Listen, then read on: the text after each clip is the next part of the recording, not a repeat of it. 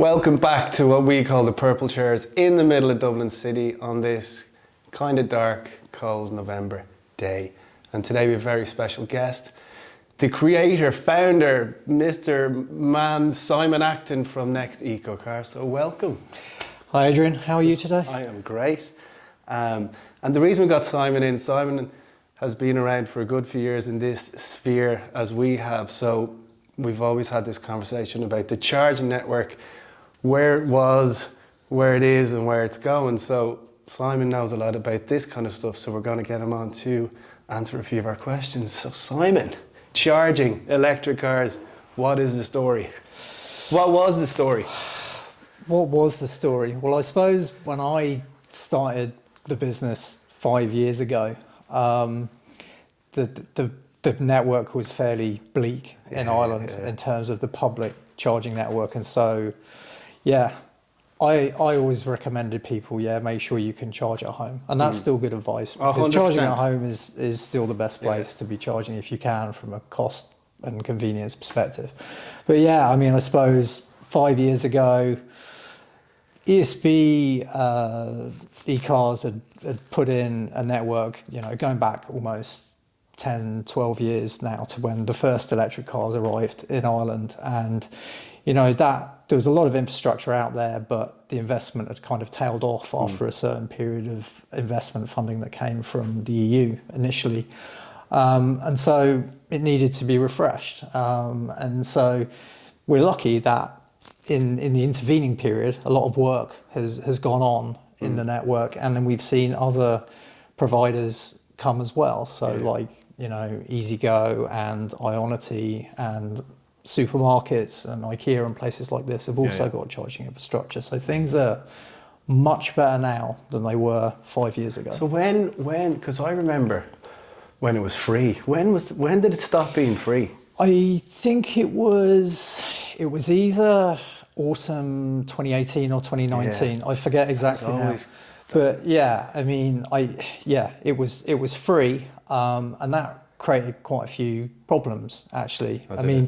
You sort of think intuitively, you think being free is fantastic, but however, someone has to pay for that electricity and someone has to pay for all the kit. So it needs to fund itself at least. So pay for charging is necessary, and it also makes sure that people don't take the mick and stay on chargers that they don't need when they could be charging at home, for example. That's the thing, but it's kind of rife. I still see people doing that, even though they have chargers at home, to go down to the local supermarket and plug it in not for a few hours. You definitely do see that, but I don't know if it's cheaper or if they just do that. I don't know why they do it, but that was the other thing I was asking now, is with all the companies that have come in, like you say, the EasyGos of the world and all these guys, where's the joined upness of these chargers? So like I was saying, so I go to a local supermarket, I'm going in there for an hour, I just want to flick the charger on, plug it in and I'm gone. But now I have to upload an app and I'm just like, I couldn't be bothered. Yeah, and are we way off the connective, of all these connecting? Yeah, and this, I suppose, Ireland, in a way, Ireland was kind of blessed for a while because we only had one operator, which was ESB e-cars. In the UK, even going back 5 years, it was that situation. It was a mess. You'd arrive at a charger and you didn't know which app or which card you would need. And that's kind of developing more now because there's competition and we want different operators and that's good. But what we also need is standards. So we need, I always think that what I want to do is tap my credit card to pay for my charge. I don't want an app. I don't want a special card. Plastic cards are bad for the environment anyway. And for mass adoption, you just need it to be simple. It's like I always think you've got to think about, what would your granny do if she arrived at this charger? It's got to be simple and quick. And you're right. What we're seeing at the moment, and have done for some years, is this kind of perpetuation of different apps and services and things like that. And I think it's unhelpful. And I think eventually there will be EU regulation that will say minimum standard, you've got to be able to accept a tap of a credit card. If you want to use an app instead because you're getting some additional service or points or something for doing that, then fine. If you want to do that, but minimum standard's got to be a credit card. Yeah, I think so, because I get why they have apps, and it makes a lot of sense because, as you say, they get the data and then they can use the data to sell other products, and I understand that's the basis of it. But as you said, when people have to think about things, they just don't do it. Now, unless you're absolutely desperate for a charge, you're just not going to bother. It's like, this might sound weird, but you know when you go to get, they started charging for air to pump up your tyres. Yeah. And then you didn't have a coin, and you're like, oh God. But now they have a tap machine, so you can use a card to get air for €1. Yeah.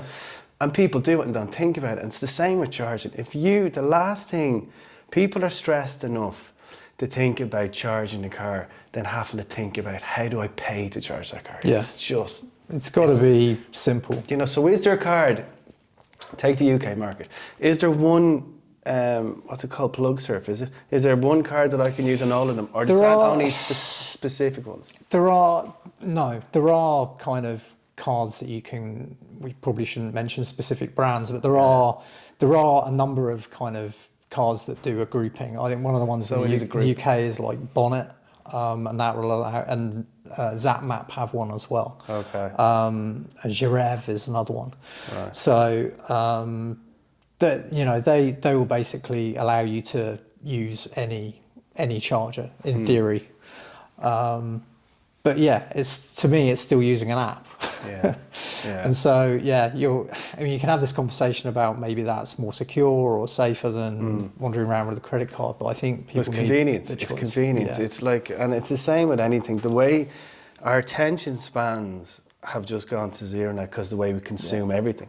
So you just don't want to be messing about. But so the likes of Ionity, right? So they've come into the market, which were backed by, this was from the Volkswagen scandal thing. Was that where Ionity came from? Volkswagen put a load of money into it? Yeah, Volkswagen are certainly involved in that with a number of the other German manufacturers, and I think so they Hyundai are in that as well. They're big, but they're extremely expensive. They are. Yeah. So we're talking 80 cent a kilowatt. It's over 36. 70, 80 cent at the moment. But yeah, and that's a lot more expensive than some of the other alternatives. Now, I think there are a couple of reasons for that. Okay. I think if you buy one of the cars that, you know, is in that group that back the Ionity, then you can maybe from your manufacturer, when you buy your car, get a better deal, get like a package deal. So you're not paying so much.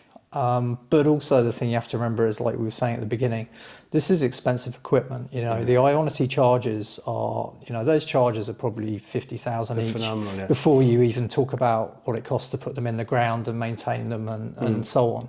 So there has to be a payback, These guys aren't running a charity, they're running a business. So. But if you pull up to a charger that happens to be free and it can charge a car in 20 minutes, you're going to pay the extra, really, aren't you? Yeah. Convenience. And I see this on some of the forums. I see people saying, well, I would only use Ionity because, all of their chargers are high power CCS. They're, will charge the car a lot quicker. The newer cars that are more capable and can take that level of charge. And they typically have 4 or more chargers in any given location. So if I own a petrol station and, an Irish supplier, say eCars comes along or Ionity come along, is it more beneficial for me to have Ionity because they charge more and I get more, or is that the way it works, or do we know?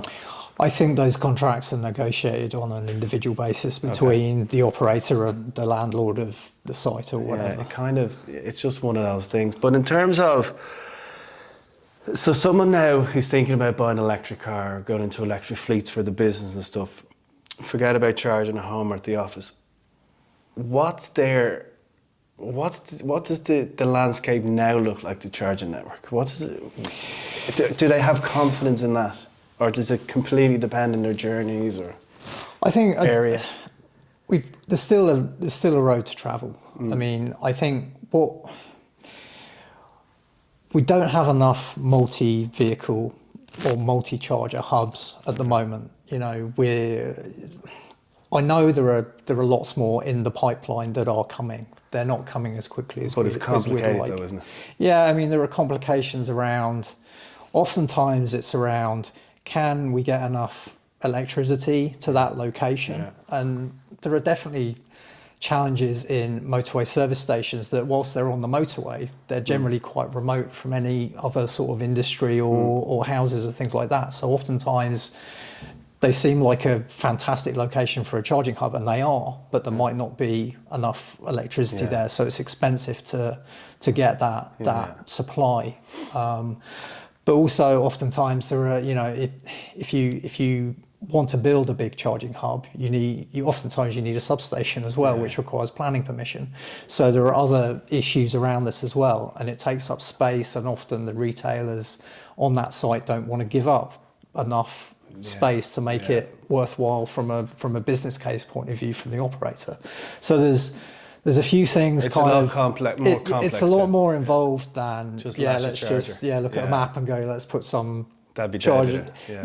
Which is what we want to do, but that's not to make excuses. I think what we need to do is make sure that the work that needs to be done to enable this is happening. And I think there's maybe more confidence now than there maybe has been that we have a dedicated office within government, the Zero Emission Vehicles Ireland, which was kicked off back in the late summer, and hopefully they'll be looking at some of those challenges there I've mentioned and focusing on those to make sure that we're getting the electrical infrastructure in the places where it would be sensible to have charging hubs, and to remove some of these barriers around planning and so on, and speed it up. Because there's a lot of good intention there within the charge point operator community to get more out there, but there are a lot of challenges as well. And do you think that it gets its gusto and they go steaming ahead until they hit a few things, red tape here, red tape there, and they kind of lose interest and back away? I don't think anyone's losing interest. I think I think there are situations where it can be frustrating, where you may be going back and forth with the landlord to try and establish whether they want to have this infrastructure on their site. But I mean, I think certainly when we look at the main motorways, like some of the locations are owned by, owned, operated by TII, Transport Infrastructure Ireland. And, they should be telling whichever, crew is operating the service stations at those locations, you must have this level of EV charging available, and if there are challenges to achieving that, to remove those roadblocks as quickly as possible and make it happen. And do you think that in order to accelerate it, will it take private investment to come in and do it, or can you do that, or does it have to go through the kind of? No, I think both is important. If we look at what's happening elsewhere in the world and in the UK and so on, there's definitely there's a certain level of government support and grants and money available for high speed charging infrastructure, but there has to be a level of private investment as well. We can't. I think but it's like Ionity, the way they spread across America so quickly is because of the private section, really, the money. But in terms of, so if I go to just a normal question, so if I go to a 50 kilowatt charger, and there's 3 plugs and CCS in the middle and CHAdeMO, why can't I use 2 fast speed chargers like that? So typically some of the chargers you'll come to, like you say, some of them will have 3 plugs, some of them will have 2 plugs. The ones with 3 plugs tend to be slightly older ones now. They'd have CCS, CHAdeMO and Type 2. So typically speaking, 2 of those plugs would be DC and 1 would be AC, the Type 2. So you can charge with AC and DC concurrently, but you can't use the 2 DC plugs concurrently. So that's the CCS and the CHAdeMO. So, but that's confusing for consumers. It's like, it's not simple enough. No. And, operators have done a good job in trying to put signage up, and they've got, YouTube tips and things like this. People never read them. People still struggle. Because it's funny, because my wife said it to me. said, I'm here now, there's 2 spaces here and there's a car beside me and he's plugged in and he's grand, but it's not working for me. Yeah. There's nothing to say in simple terms, you can't do it. Yeah. You know, and people, even though it might be written there, I don't think it even is in that place what I'm thinking of. People don't read that, they just get panicked. They go, I don't understand that. Why is there 3 plugs and there's 2 spaces you should be able to use 2? But I don't know. I mean, I think, from a rapid charging standard point of view, Type 2 AC43 is pretty much gone. It's not gone, but it's going. It was only really on the Renault Zoe that supported that, the older generation Renault Zoe. So I think we're going to end up with CCS is obviously going to be the future. CHAdeMO will be around. So in terms of the AC43 standard, the Type 2 socket on rapid chargers, I think we're seeing that largely kind of phasing out now. It was only really for Renault Zoe, the older generation before 2019 and before. So moving forward, we're probably only going to see CCS as the main standard moving forward, and CHAdeMO, because there's an awful lot of Nissan Leafs and they're still being sold. Over time, I'm sure everything will move to CCS, but I think that's a long way out yet. But yeah, there needs to be clearer signage. And I think with the latest generation of rapid chargers that we're seeing being put in now, typically you can use both. That's a 150 kilowatt one then, isn't it? Yeah, that's an amazing one. Yeah. So, and I think, we were talking about this as well, there's a new facility going in up at the Apple Green in Ballymount in Dublin. And they've got 6 double-headed units, and I believe they'll be all concurrently used, and there's space for all of them. So I think that's what we're going to see moving forward. We have to accept that, a certain amount of what's gone on over the preceding years, nobody really knew what the right thing was to do. Yeah. But we're seeing now a lot more better thought out facilities going in. Yeah, and accessible as well, and as you said, in safe places, so there's good lighting and so on, so we don't have these sort of safety issues where a charger is kind of round the back in the dark, and it's not. Especially down the country, there's all them places around. In some places, I went to a garage in Athlone and I couldn't find the charging station, even though it says it's here somewhere. So you can imagine how out of the way that was. Yeah. But again, it's afterthought.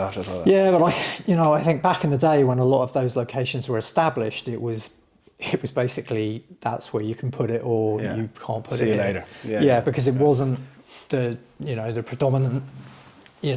People didn't really see it necessarily as being what the future was. But now I think it's pretty clear. It's straight in your face. So they're going to be forefront. And tell me, so to wrap it up then, so this time 10 years we sit down, where do you think it'll be?